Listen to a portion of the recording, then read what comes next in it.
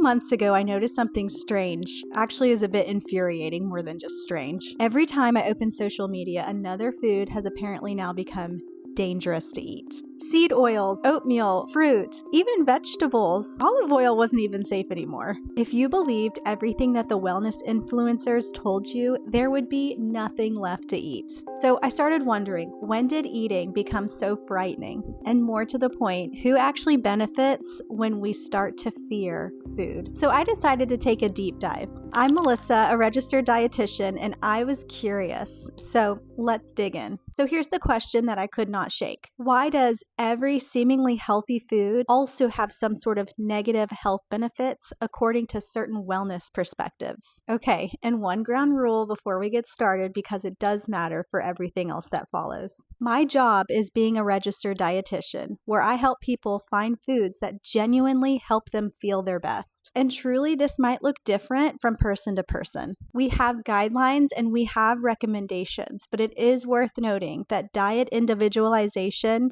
is more important than one perfect diet. Okay, here's where it goes wrong on social media. What has worked for one person gets packaged and sold for what should work for everyone. It could be, I felt better when I cut out seed oils, turns into seed oils is toxic for the entire population. That leap from personal experience to universal prescription, that's where the real harm starts. So when I'm sitting across from someone who actually needs to move the needle on their LDL, or they have true insulin resistance, or they just got diagnosed with chronic kidney disease and they want to protect the remaining function of their kidneys, I don't get to say, well, this worked for someone else. I have to go look at the research across thousands of patients in controlled environments, reviewed and replicated. That's the bar that I'm holding this whole investigation to, and most of the things that you see on social media doesn't even come near to that bar. So let's get into it. So before I get into any specific food claims, I'm going to show you the one thing that keeps popping up and is a common theme amongst the wellness influencers. It's a logical fallacy called appeal to nature. And once you learn to spot it, you won't be able to unsee it. So the appeal to nature fallacy is the assumption if something is natural, it must be good for you.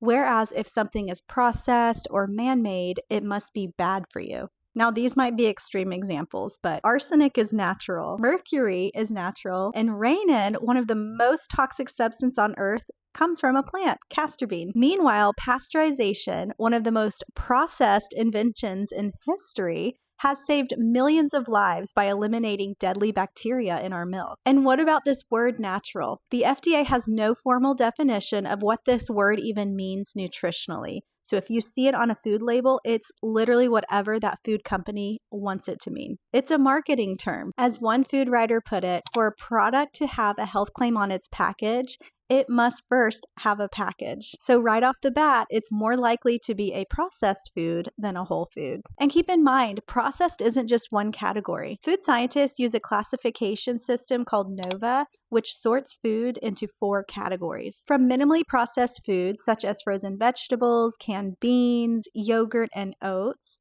all the way to ultra-processed, such as snack cakes, chips, and fast food. So when wellness influencers shout, avoid all processed foods, they might be accidentally or intentionally telling you to avoid perfectly healthy foods, such as frozen spinach, canned chickpeas, even whole grain bread, which, to be honest, is the opposite of good advice. Now, the research on ultra-processed foods isn't nothing. There may be some unfavorable effects when eaten in excess, but the fix isn't causing fear to eat out of your pantry. Now, it's also important to understand that there is a level of cost effectiveness as well as food access when it comes to certain processed foods. And the people that are often most harmed from the blanket avoid processed foods tend to be the lower income and the elderly population who rely on shelf-stable canned food and frozen food to meet their nutrition needs. Next up, we have some well-known wellness influencers telling you with extreme confidence, by the way, to avoid perfectly healthy foods. And the most frustrating part as a dietitian is that these wellness influencers will take just a little bit from the research and then they'll inflate it to make this whole argument that is just simply not true. It does not mean the food is harmful, and it does not mean that the claim they're bringing even applies to you. And they have, with all certainty, deemed that food as inedible for the entire population. And that to me is truly just not right. Now, here are a few foods that you may have been told to avoid. First up, lectins. I became fascinated with lectins because lectins are proteins that are sugar molecule seeking protein. And lectins can bind to sugar molecules in the wall of your blood vessel, in your joints, in your blood-brain barrier, in your myelin sheath, and literally act like a splinter. And if anyone's ever gotten a splinter under their finger or their skin, they know it gets all red. That red is inflammation. That's your white blood cells attacking that foreign body. And that same process takes place, and that's why lectins are so mischievous. So if you've been online for the past 5 years, you've probably seen, if not already heard, about Dr. Gundry and his whole book, The Plant Paradox. He claims that lectins, a protein found in plants, are toxic to all humans and that are responsible for things like weight gain and autoimmune disease. His ban list includes tomatoes, beans, oats, quinoa, bell peppers. These are all staples of the Mediterranean diet, which is one of the most research-backed eating patterns on Earth. So here's what the evidence suggests. Yes, lectins are real. In their raw, uncooked form, they can cause some digestive distress, but the keyword here is raw. Cooking destroys the vast majority of lectins. Lectins that are in cooked beans, oats, and grains are not the same lectins when you eat them raw. There's a peer review in the journal Nutrients by Petrosky and Minnick. They examined the entire evidence on so-called anti-nutrients, which included lectins, and they found there was no support in widespread avoidance in healthy people with a varied cooked diet. The American Heart Association, the American Diabetes Association, and the American Cancer Society all recommend eating beans and legumes as a part of a healthy, well-balanced diet. One more thing worth noting, Dr. Gundry now sells a supplement called Lectin Shield designed to protect you from these nutrients that he is telling you to avoid and fear. But I'll come back to that. Up next, a common one I hear a lot as a dietitian, oxalates. Let's watch. Worst foods that people could eat. Aside from ultra-processed nonsense and omega-6 oils and all that, beets, spinach, most nuts, kale, raspberries, sweet potatoes, and white potatoes. 80% of people at autopsy today have calcium oxalate crystals in their thyroid. So most people are taking in so much that it's building up crystals throughout their body. So oxalates are a nutrient that are commonly found in foods such as spinach, almonds, and sweet potatoes. So there are two claims you'll see often with oxalates is that they'll steal nutrients from your body and they'll cause stone formation in places like your kidneys. They might cause neurological problems and joint problems. There's actually an entire community built around this idea of oxalate dumping, meaning you avoid all these high oxalate foods and your body starts dumping the oxalates in your system, which might initially cause you to feel worse, but then you'll start to feel better. And this is not recognized as a medical concept in the scientific literature.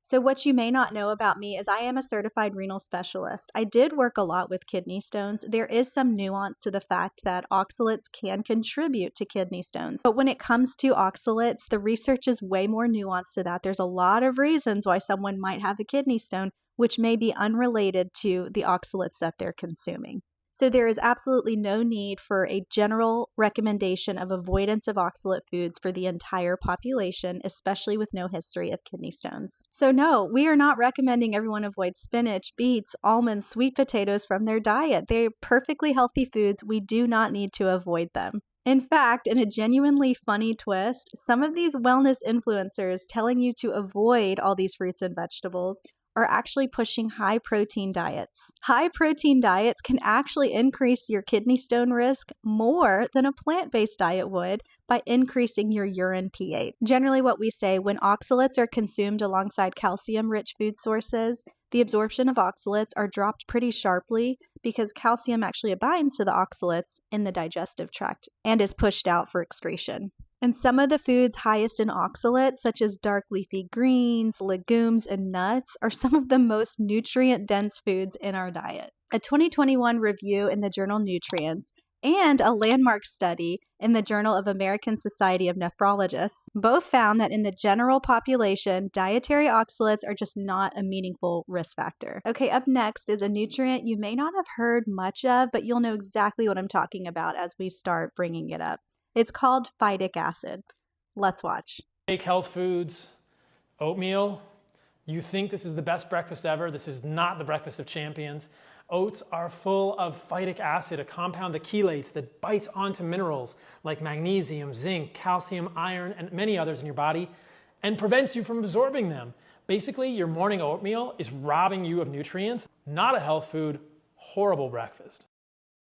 So phytic acid is a nutrient that's commonly found in foods like whole grains, nuts, and seeds. And it has also been labeled as an anti-nutrient from the wellness community. So the claim is that it blocks nutrients such as iron, zinc, and calcium, therefore working against you. So here's what actually is happening. So it's true, phytic acid does bind to some of those nutrients in the gut at those specific meals. But the foods that are highest in phytic acid are also usually the highest in those specific nutrients, so you come out ahead anyway. And truly, most people with a varied diet have enough absorption to compensate for any potential decrease in absorption. And you want to hear what the fear-mongering industry leaves out is that phytic acid actually has similar properties to antioxidants. And emerging research actually suggests that phytic acid has some anti-cancer effects. Phytic acid is not a villain, it's a compound with a complicated role, just like all nutrients. A 2015 review in the Journal of Food Science and Technology and a major review in Molecular Nutrition and Food Research both land on the same conclusion.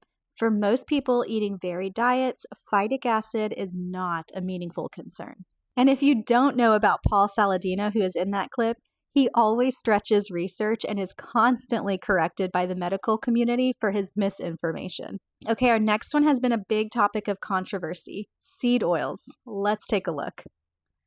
When people talk about the difference between seed oils and there's other vegetable oils that are not bad for you, right? Like olive oil is not bad for you.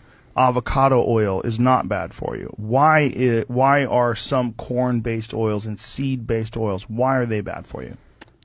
Just the ultra processing and the ratio of omegas in them, and they're polyunsaturated. They're not really supposed to be heated, and so they're very unstable, create free radicals. So if you use them as salad dressing, are they okay? I mean, but they've already gone through the high heat process and are rancid, and they just kind of add deodorizers so that you can't smell or taste the rancidity. Really? Yes, and then they also add coloring to make it look like a butter color. Like, you notice all the oils, that's not a natural color for canola oil. So canola oil is rapeseed oil that was invented in the 40s to be an industrial lubricant. Yeah, just the name alone is problematic. Oh, seed oils. The medical community can talk to you till we're blue in the face, but it truly tears people apart. So here's the claim. Seed oils, they're all inflammatory, they oxidize in the body, and they're single-handedly the reason for the obesity epidemic and chronic disease. Truly, any medical problem is because of seed oils. Now I'm just being dramatic. The hashtag seed oils has over 126 million views on TikTok and may be dividing households at this point. So what does the science actually say? Seed oils are high in polyunsaturated fatty acids.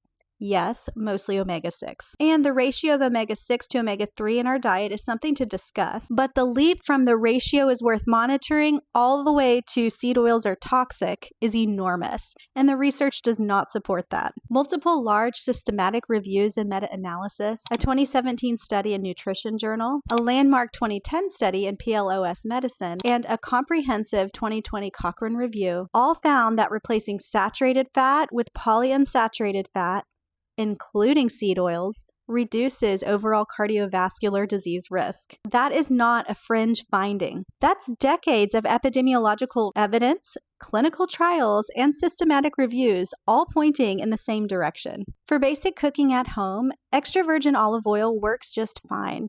If you prefer a higher heat oil, avocado oil could be an option. But please do not substitute butter or coconut oil. That moves the needle in the wrong direction for cardiovascular disease risk. And one more thing worth noting, some of the loudest voices in the anti-seed oil movement also sell beef tallow.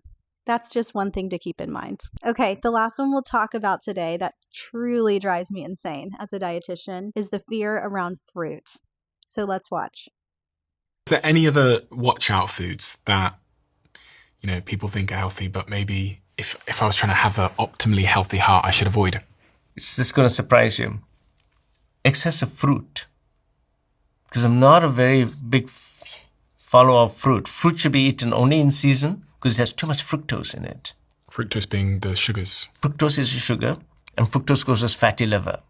So our overconsumption of fruit is another factor that is contributing to coronary artery disease and diabetes and fatty liver. And we think of fruit as being a healthy thing. But fruit should only be consumed really in the fall and in season and in small amounts, because that high fructose level really causes major changes in your metabolism.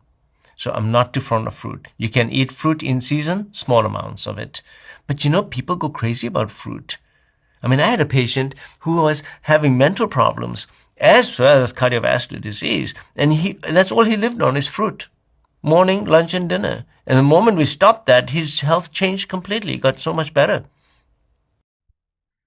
Y'all, we've reached it. The moment in time where people are now afraid of fruit. Don't even get me started on the Diary of CEO. I actually used to watch that show a lot, and now I realize a lot of it is just clickbait, so I just can't watch it anymore. So the claim here, and the one that I see often, is that fruit, because of fructose, causes weight gain, insulin resistance, cardiovascular disease, liver disease, and insulin resistance. I want to genuinely sit with this for a second. How did an apple become so controversial? So the fructose fear traces back to high fructose corn syrup and isolated fructose taken in large amounts, the kind that you see in multiple sodas per day. And that research is real. But whole fruit is a completely different story, and this is not just a minor distinction. Whole fruit comes packaged with fiber, water, phytonutrients, vitamins, minerals. All of that combined, including the fiber, dramatically slows the glucose absorption and cannot even be remotely comparable to a can of Coke. A landmark 2013 study in the BMJ, one of the largest ever conducted studies on this question, found that increased consumption of whole fruits actually reduced the risk of type 2 diabetes. Reduced, not increased. A 2014 BMJ study found that fruit and vegetable consumption was associated with significantly lower all-cause mortality. And even in diabetic patients specifically, there are multiple studies that show whole fruit consumption does not worsen glycemic control. It often improves it. So another little closing detail I wanted to add here, remember Paul Saladino from earlier in this episode? He used to be one of the loudest anti-fruit voices in the social media world. He is known to be one of the most prominent spokespeople for the carnivore diet, and even he couldn't hold the line on fruit being dangerous. So guys, eat your apple. So lectins, oxalates, phytic acid, seed oils, and fruit. The evidence keeps landing them in the same place. These were never the problem. Which raises the actual question that I set out to explore. Who actually benefits from convincing you to fear these foods? So before I answer this question, I did want to insert this clip here just to give you another dietitian perspective. Let's take a look. Do you want to know something that most people don't know about me? I used to be a paleo, ancestral, eat real food girl who thought we had it all wrong about nutrition. When I started my undergrad in nutrition, I really thought I was going to expose the truth about nutrition. I had built an entire social media platform around paleo. I was an LDL denier. I believed the food industry was corrupt. I thought so many of our problems could be fixed if people just ate real food. Sounds really familiar, right? But then I actually went to school for nutrition and I realized how wrong I was. The more courses I took in nutrition, metabolism, chemistry, biology, physiology, psychology, public health, the more I realized how much I didn't know. I slowly realized that my previous beliefs simply didn't make sense. I used to feel embarrassed admitting this, but now I share it because I really hope it reaches someone who currently thinks the same way and they can see I'm not better than anyone else.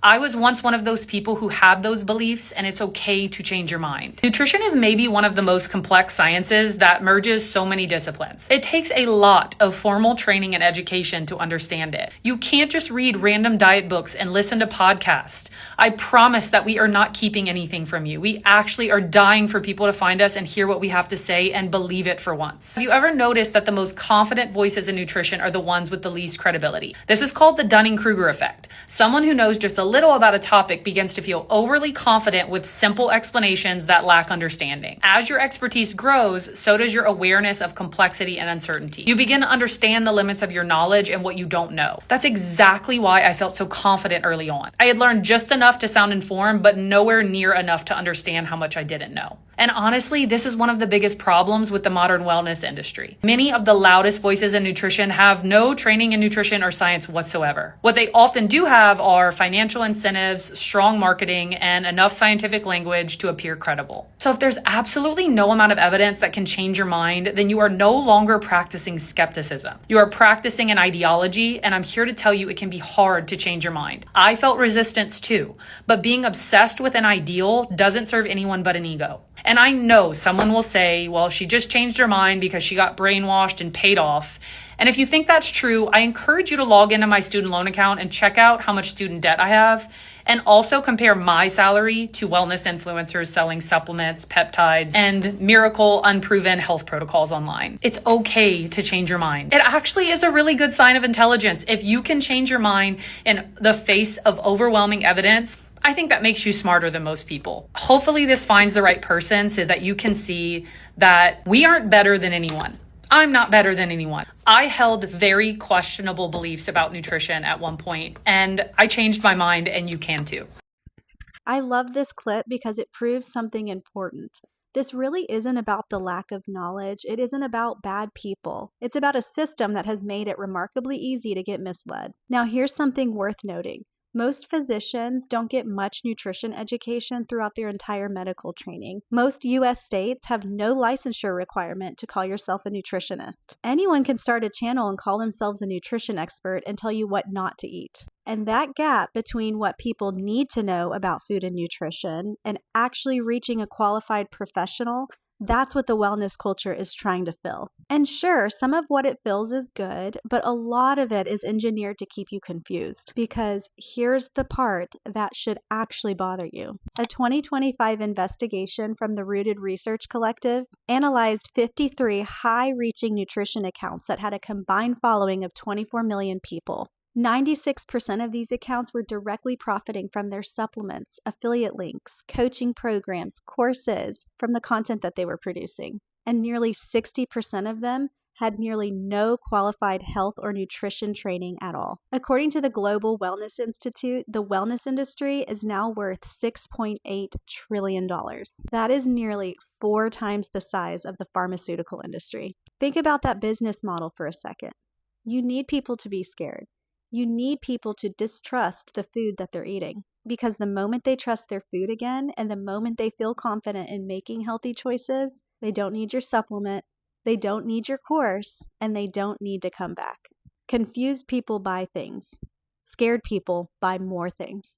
This isn't a conspiracy theory. This is a business model that actually works. A 2024 study found that 1 in 5 Americans now trust wellness influencers over medical professionals in their community, and that half Americans have admitted to purchasing a wellness product that was promoted by a wellness influencer. And guys, with the rise of AI, there are more and more AI-generated accounts that are sharing fake transformation stories that link you directly to supplement pages. So if you're interested in that topic, make sure you subscribe because I plan to investigate that one soon.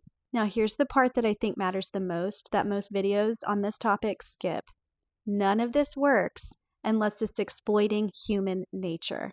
Psychologists call it the negativity bias. In a landmark 2001 paper literally titled, "Bad is Stronger Than Good," researcher Roy Baumeister and colleagues reviewed decades of evidence and found that bad information, bad impressions, and bad experiences significantly register more strongly and stick around longer in our minds than equally sized good ones. A warning about a food that you've eaten your entire life will always outcompete the reassurance of that same food.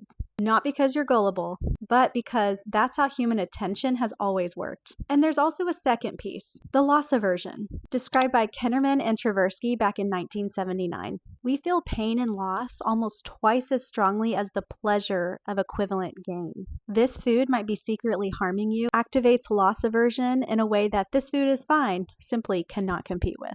And then there's a platform layer. A 2021 Yale study by Brady and Crockett found that users that had more likes and shares when they expressed outrage ended up expressing more outrage over time. The platforms were functionally training people to escalate. And so the researchers concluded that optimization of outrage is the direct business model to increase engagement. And so if we put those three together, we just explained the entire ecosystem of the psychology behind what I just walked through.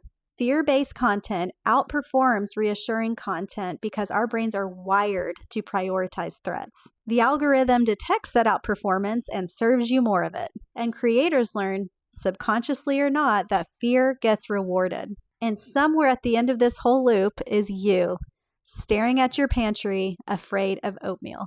Now here's the refrain that I want to leave you with. You are not gullible. Your brain is doing exactly what it was wired to do. The problem isn't you. It's that the modern information environment has learned to pull that exact lever over and over again for profit. You guys, this isn't abstract for me either. I'm sitting across from a client who has not eaten fruit in over a year because somewhere she read that it was basically sugar water. And I've talked to multiple people who have eliminated entire food groups, grains, dairy products, legumes, not because they had a diagnosis or an allergy, because the content told them enough times to be afraid of those foods and they didn't know who to ask. I've even had clients apologize to me before even opening their food logs, bracing themselves for judgment over bread. Bracing for bread. So the cost of all this isn't just the money spent on supplements, on courses, it's the stress, the guilt. It's the decision fatigue, standing in the grocery store, paralyzed, trying to find the right foods when everything in the grocery store has been flagged as dangerous from someone online or from some phone application you downloaded. It's losing confidence around food that you have safely consumed your entire life. That's the actual damage, not one wrong meal, the slow erosion of your own judgment over time. Okay, so here's some food for thought. The goal was to never stop asking questions about your food. It's just to make sure you're asking the right questions. The next time you see a video that's telling you about an ordinary food that's trying to destroy your health, take a minute and think about it before you share it. Then ask 3 questions. What are they selling? Is this a qualified nutrition professional? And is this backed by research? Healthy eating was never supposed to require fear. Fear is probably the single biggest barrier to most people in actually eating well. Because when everything feels dangerous, it's easier to give up than to find the right path forward. You were designed to eat food, real food, varied food, cooked food, food that has fed humans for thousands of years without a $97 supplement stack. So maybe start there. Now, if you want to start building your confidence in what to eat, I actually do have a video on the Mediterranean diet principles, one of the most evidence-based patterns of eating, and I will link it below. If you found this video helpful, I would love if you would share it to someone who also might find it helpful, because we don't need to be fearing our food. And don't forget to subscribe. I do have some more investigative nutrition topics coming out soon. Thank you for being here. That's it for this one, and I will see you next time.